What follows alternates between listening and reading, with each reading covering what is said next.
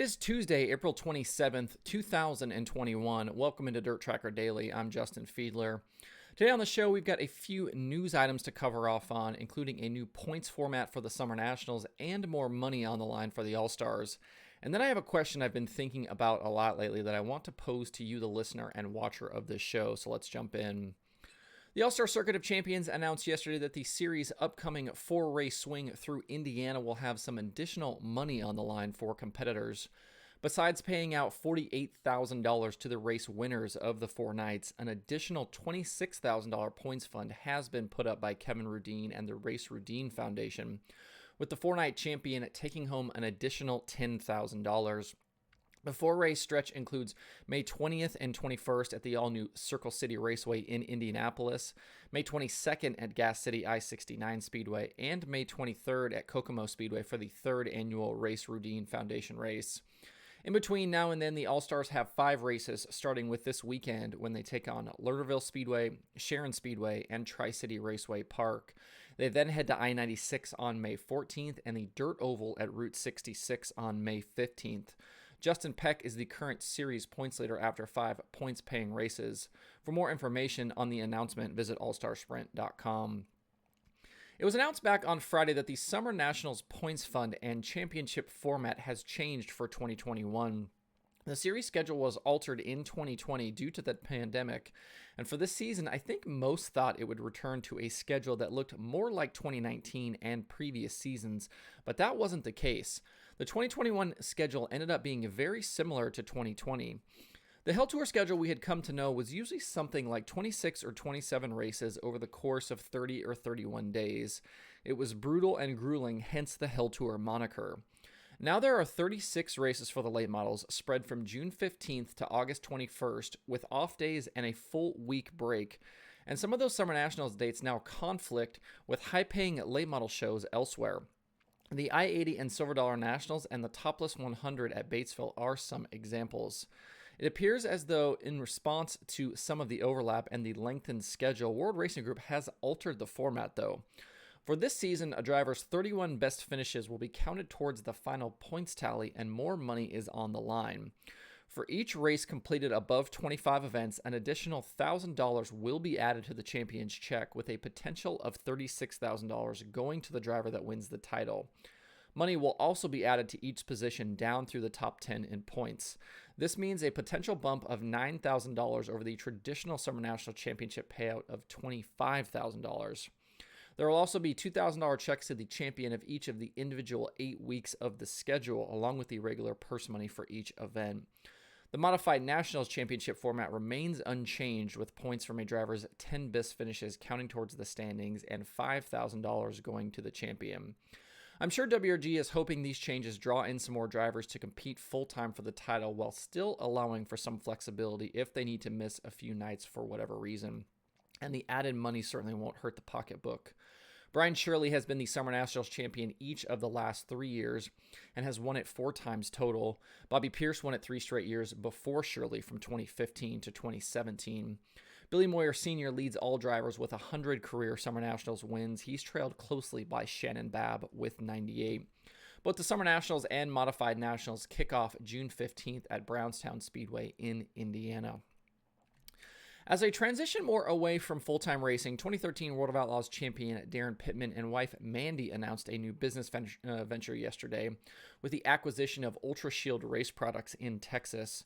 Robert and Donna Bass started Ultrashield in 1987 and grew the company into making tear-offs, racing seats, window nets, belts, and more. And they will officially hand off the company to the Pitmans over the next few days. The company services all sorts of motorsports customers, including dirt and pavement, oval and road course, and drag racing. This announcement comes just a few weeks after Pitman and Swindell Speed Lab announced they were partnering up for a limited sprint car schedule that will start at Eldora on May 7th. Pitman has been one of the strongest sprint car competitors in the country over the past 20 years, and it's great to hear he will continue to be involved in motorsports long after his time in the seat is over. For more information about Ultrashield, visit ultrashieldраce.com. According to Dirt on Dirt, the Talladega Short Track in Alabama is set to have new owners after 45 years. Crate Racing USA's Adam Stewart and David Miller of Hoosier Tire South have partnered to buy the track from Lynn Phillips and Mike Donahue. The track sits right across the road from the Talladega Super Speedway and is home to a strong weekly program featuring several divisions of late models. The track also hosts the annual Ice Bowl and has been the site of past Lucas Oil Late Model Dirt Series and World of Outlaws Sprint Car Series events. This past weekend, Ricky Stenhouse Jr. won a pair of USCS Sprint Car shows at the track. For more information on the 1/3 mile speedway, visit TalladagaShortTrack.net. Now to the question I alluded to at the top of the show.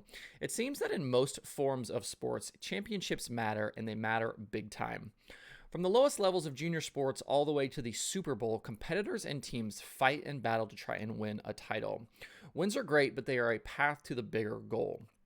In my dirt racing corner of the world, I spend a lot of time on the show talking about the various championship fights across the biggest series and car types. It's one of the things I've always thought we don't do a good enough job covering and talking about between the series and media outlets, and it was one of the reasons why we started Open Red when I worked for World Racing Group. How do these championships actually progress through a full season? That was something I always wanted to explore. But the deeper I get, especially as I've been doing this show, the more I start to wonder, do championships really matter in dirt racing? And maybe even more specifically, do championships matter in dirt late model racing? It seems for guys like Brad Sweet, winning the World of Outlaws Championship in recent years has been a really big deal. And the USAC midget fight last season between Tyler Courtney and Chris Windham was a wild one down the stretch. But what got me wondering about this is some of the moves we've seen lately with the late models. Brandon Overton is a prime example. After Florida, he was leading the Lucas points and was the most consistent driver with the series, but it was no big deal for him to step aside and continue to race regionally. If there was ever a year for him to dominate a series, it feels like this could have been the year. Instead, it's more important to him and his team to race close to their shop and hit up well-paying shows. There are also still a ton of questions about Jonathan Davenport's season. He struggled early, looked like he was stepping away from Lucas, which is understandable, but now with his resurgence, might try and fight it out and possibly still miss races. We've talked about that on this show. So my question going forward is, to those of you that watch or listen to this show, whether fan, competitor, or someone who's in the dirt racing industry, do championships matter to you? Let me know your thoughts in the comments below or on social media. This is something that will be a theme for a while here on this show and when I interview drivers and the people around the sport. I'm going to try and get to the bottom of this because I hope the answer is yes, but maybe it isn't. Maybe winning big shows and earning enough money to keep going is more important than those championship trophies. I certainly don't know the answer myself. You would obviously hope that championships matter and that these championships mean something, but maybe it's more important to these guys, and maybe it shouldn't matter that these championships are out there and available. Maybe it is more important that that they chase the checks, that they chase the trophies. So I would like to start and try to find the answer to this question. Like I said, if you have thoughts, please let me know in the comments below. There are 3 items on the streaming schedule for today. Dirt Vision has Dirt Car Esports action featuring midgets at Lanier National. You can watch that for free. Flow Racing has the Short Track Super Series live from Delaware International Speedway and Flow 24/7. To see the full daily streaming schedule with links to watch, visit DIRTRACKR.com/watch tonight. That's it for the show today. Hope everybody has a good Tuesday. If you have thoughts again about the topics on today's show, please leave them in the comments below or tweet at me. You can find DIRTRACKR Daily where you get podcasts plus YouTube and Facebook. If you like what I'm doing, please subscribe and leave a review. You can email the show at info@dirtracker.com. I do check those every single day. You can follow DIRTRACKR on Twitter, Instagram, Facebook, and TikTok at DIRTRACKR. And you can check out the website for all kinds of cool dirt racing stuff by visiting DIRTRACKR.com. Thanks everybody for tuning in. We'll see you tomorrow for more DIRTRACKR Daily.